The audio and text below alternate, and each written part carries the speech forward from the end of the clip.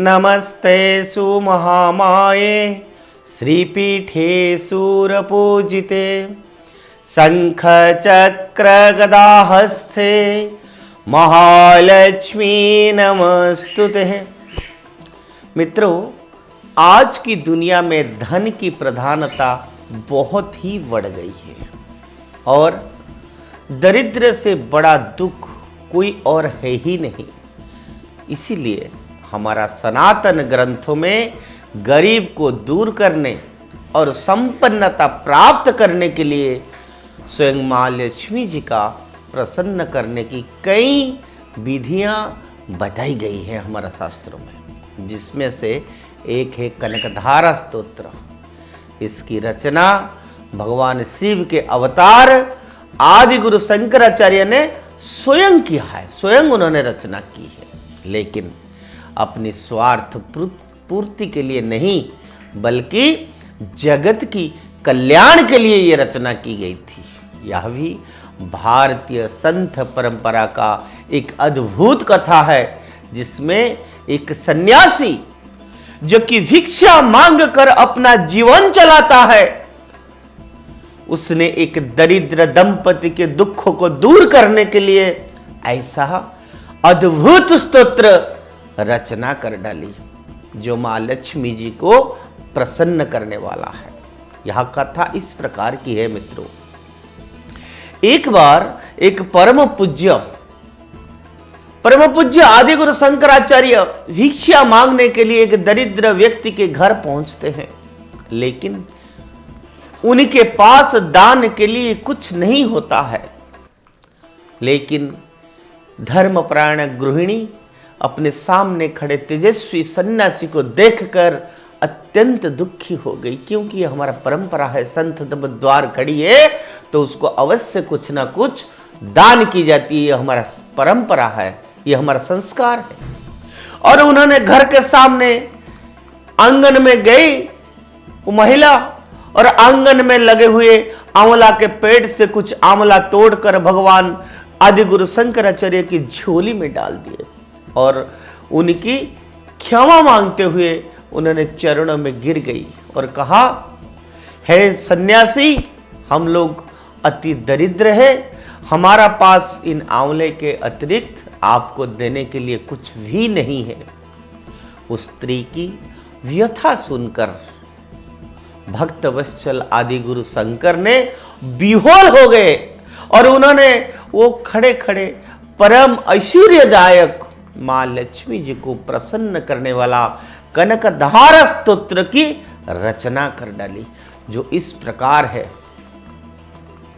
अंगहरे पुलकभूषणाश्रयन्ती भृंगांगने मुकुलाभरणं तमालम् अंगीकृताखिला विभूतिरपांगलीला मांगल्यदासतु मम मंगले देवतायः।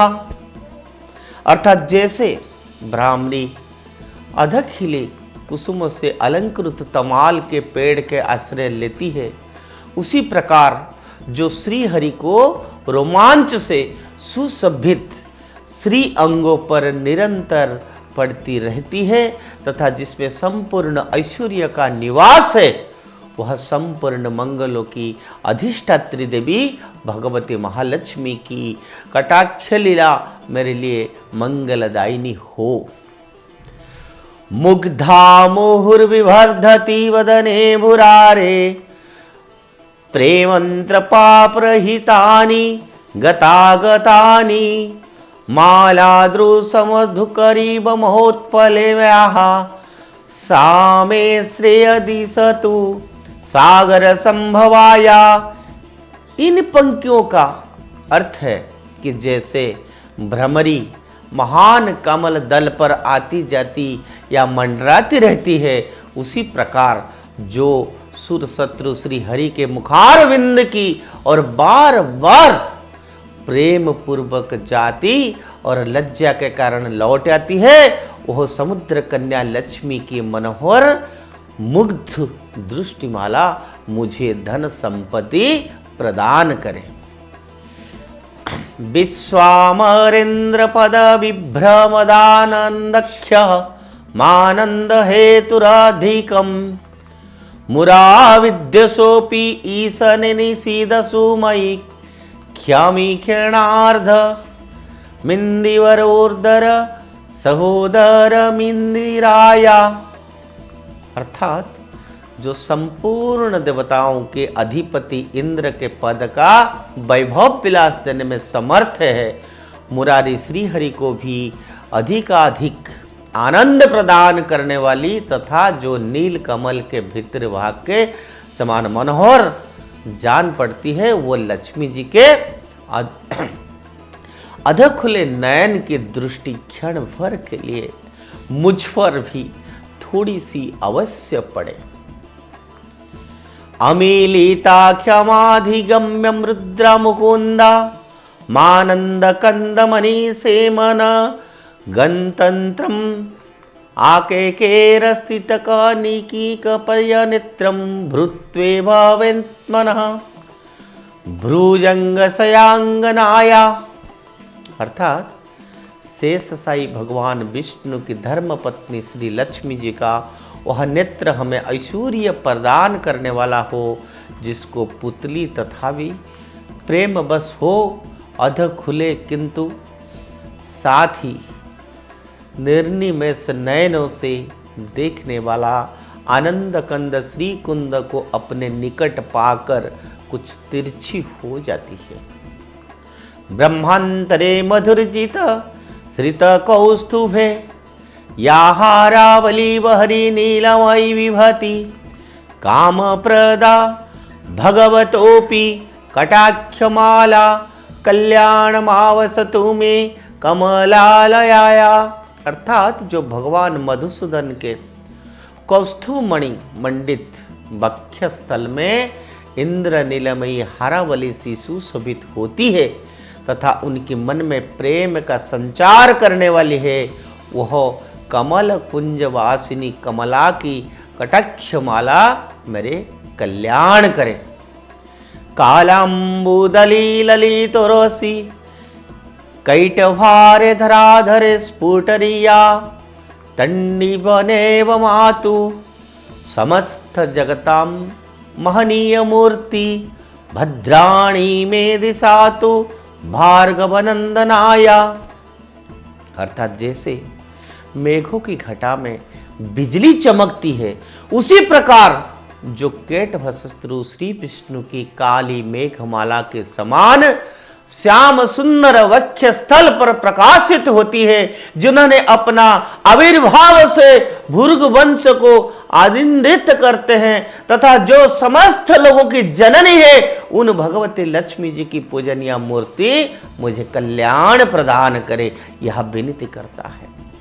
प्राप्तम पादम प्रथमत किल यत् प्रभावन मंडल्या भाजी मधुमाथिनी मनमथेन मभ्यापते माधुरिनम मंथरमिक्षणार्थ मंदालनं च मकरालय कन्यकाया। अर्थात समुद्र कन्या कमला की वह मंद अलस मंथर और अर्धोन्मिलित दृष्टि, जिसके प्रभाव से कामदेव ने मंगलमय भगवान मधुसूदन के हृदय में प्रथम बार स्थान प्राप्त किया, यहाँ मुझ पर पड़े। दध्यातदयानुभवनो द्रवीणाम्बुधारा मस्ति न किंचन विरंग शीश विस्मयो दुष्कुर्म धर्मपीनम चिराय दुरम नारायण प्रयायिनी नयनाम्बुवाहा। अर्थात भगवान नारायण की प्रेयसी लक्ष्मी का नेत्र रूपी मेघ दया रूपी अनुकूल पवन से प्रेरित हो दुष्कर्म रूपी धाम को चिरकाल के लिए दूर हटाकर विषाद में पड़े हुए मुद्रा दिन रूपी चातक पर धन रूपी जलधारा की वृष्टि करे। इष्ठा विशिष्ट मतयोपि यादयार्दा दृष्ट्वा त्रिविशपदम सुलभं लभन्ते दृष्टि प्रशस्त कमलोर दीप्तष्ठा पृष्ठी कुविष्ठ मम पुष्करिविष्ठराया, अर्थात विशिष्ट बुद्धि वाले मनुष्य जिनके प्रतिपात्र होकर उनके दया दृष्टि के प्रभाव से स्वर्ग पद को सहज ही प्राप्त कर लेते हैं, उन्हें पद्मासना पद्मा की वो विकसित कमल गर्भ के समान क्रांतिमयी दृष्टि मुझको मनवांछित पुष्टि प्रदान करे।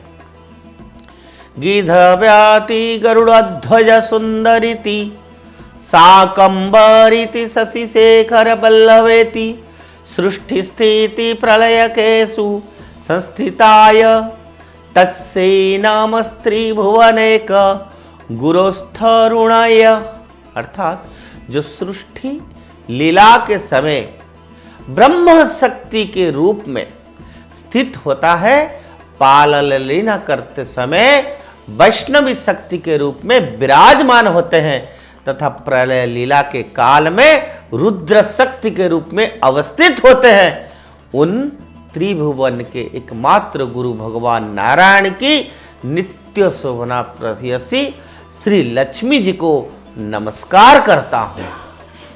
श्रुत्वे नमस्तु शुभ कर्म फल प्रसत्वे रस्ते नमस्तु रमणीय गुणानुर्वाये सक्से नमस्तुस्ते ततपत्रा निकेतनाय प्रौष्ठे तमस्थे पुरुषोत्तम बल्लवाय, अर्थात हे माता, शुभ कर्म का फल देने वाला श्रुति के रूप में आपको प्रणाम है।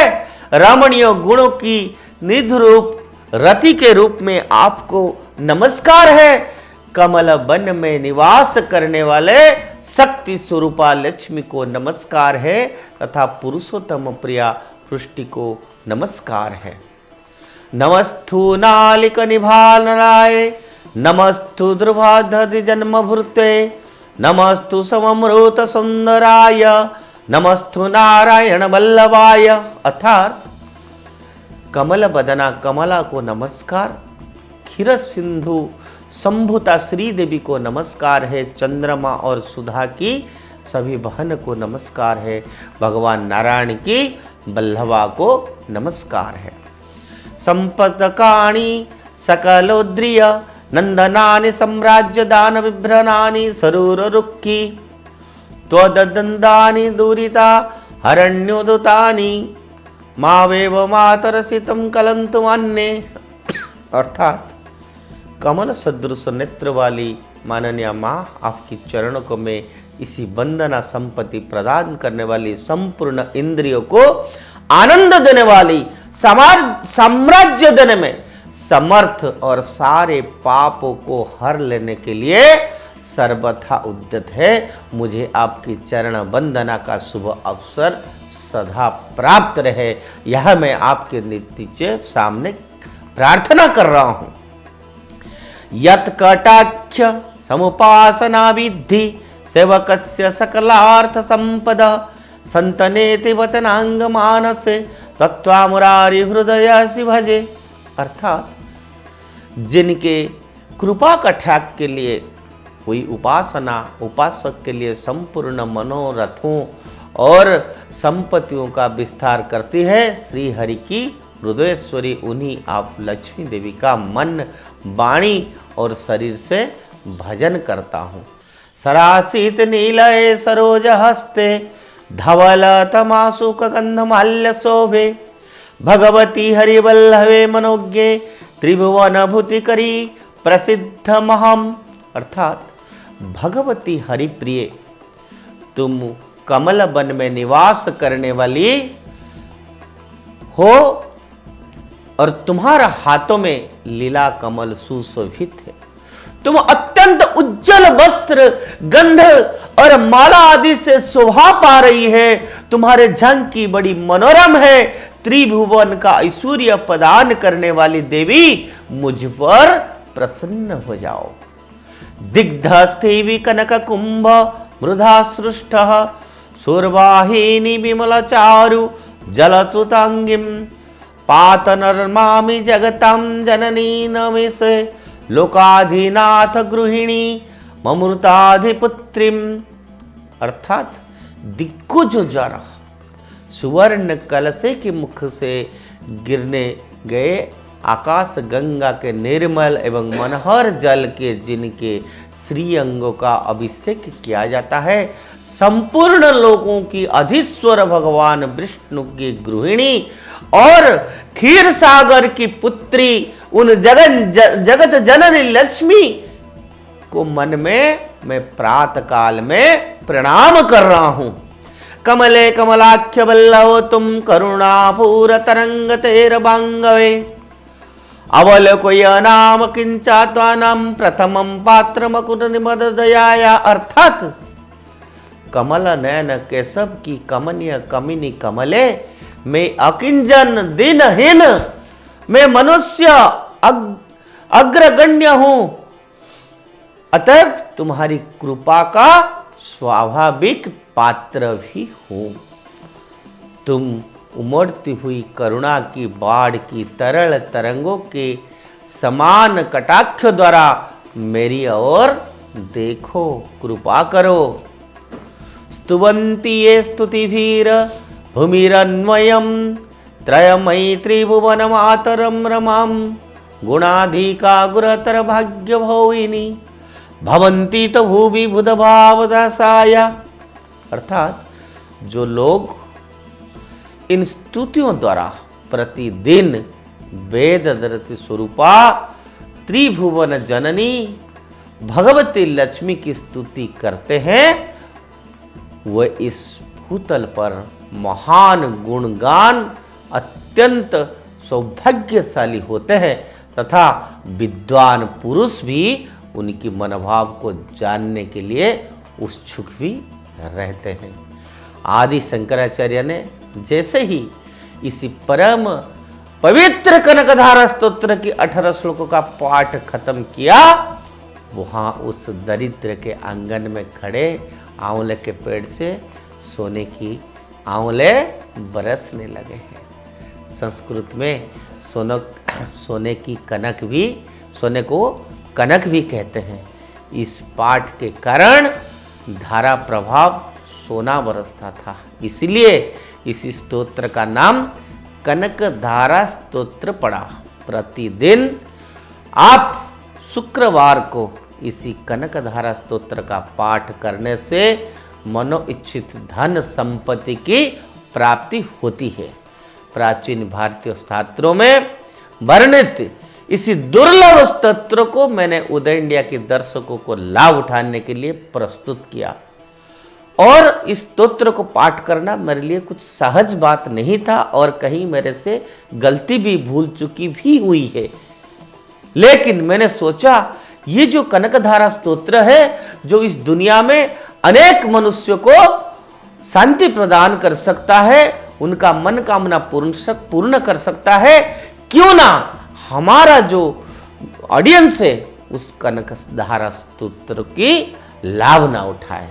और इसीलिए मेरा गलतियों की ना पकड़ के मेरा जो इरादा है कि आप लोगों के पास ये स्तोत्र पहुंचना चाहिए और आप लोग अवश्य इस कनकधारा स्तोत्र को पाठ करिए। मुझे उम्मीद है कि यह आपको बहुत पसंद आएगा और आपके लिए लाभदायी भी होगी। जय मां लक्ष्मी।